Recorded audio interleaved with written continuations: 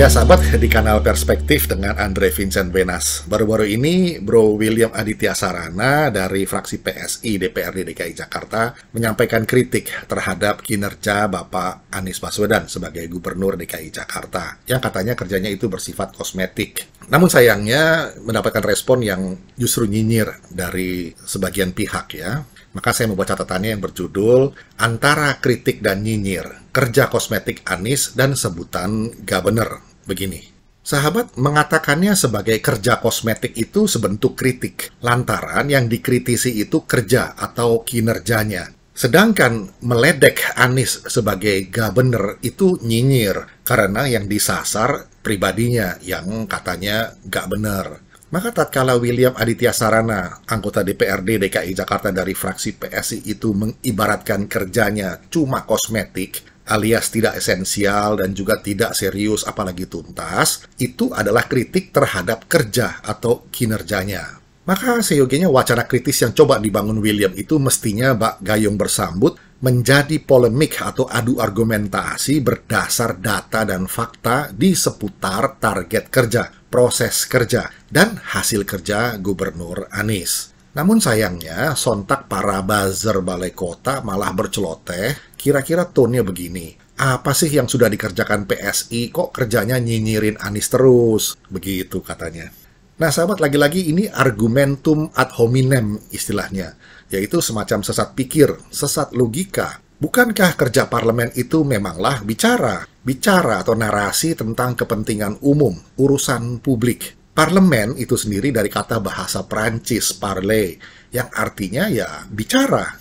Sahabat, demokrasi itu sistem politik yang mengedepankan pembicaraan, diskusi, adu argumentasi dalam narasi yang cerdas. Adu otak, bukan adu otot.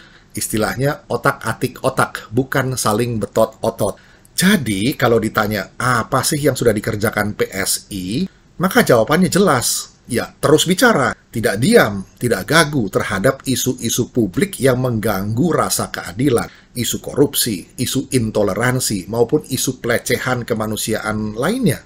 Maka sebagai organisasi, sebuah partai politik juga menjadi agen perekrutan dan pembinaan kader-kader yang mumpuni untuk jadi pelayan publik, public service area, yang salah satunya di arena legislatif atau parlemen. Untuk apa? Ya untuk mau, mampu, dan berani bicara. Intinya sahabat, tak boleh gagu, tak boleh diam manakala ada isu ipolexos hankam yang mesti direspon. Inilah fungsi check and balances dari trias politika, pembagian atau pemisahan kekuasaan. Misalnya saja terhadap isu pengelolaan kota Jakarta, lalu soal parpol yang masih getol rekrut mantan napi koruptor, isu kejanggalan dalam pasokan minyak goreng baru-baru ini secara nasional, isu kelangkaan BBM solar di berbagai daerah, isu RUU perampasan aset tindak pidana, dan RUU pembatasan transaksi uang kartal, isu transparansi anggaran, terutamanya APBD, di berbagai daerah, dan lain-lain. Rasanya sih PSI sangat lantang bersuara soal-soal ini. Dan itu memang tugas serta kewajibannya, yaitu bersuara.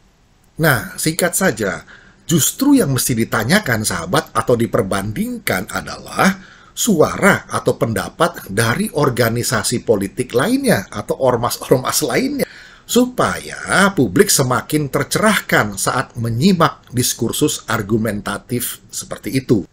Atau jangan-jangan check and balances itu sudah bermetamorfosis menjadi buku cek ini, and balance sheet. Makanya banyak orpol atau organisasi politik lainnya yang jadi gagu. Ya begitu sahabat, catatan singkat mengenai antara kritik dan nyinyir yang berangkat dari kritik Bro William Aditya Sarana terhadap kinerja Gubernur Anies yang dikatakannya sebagai kosmetik.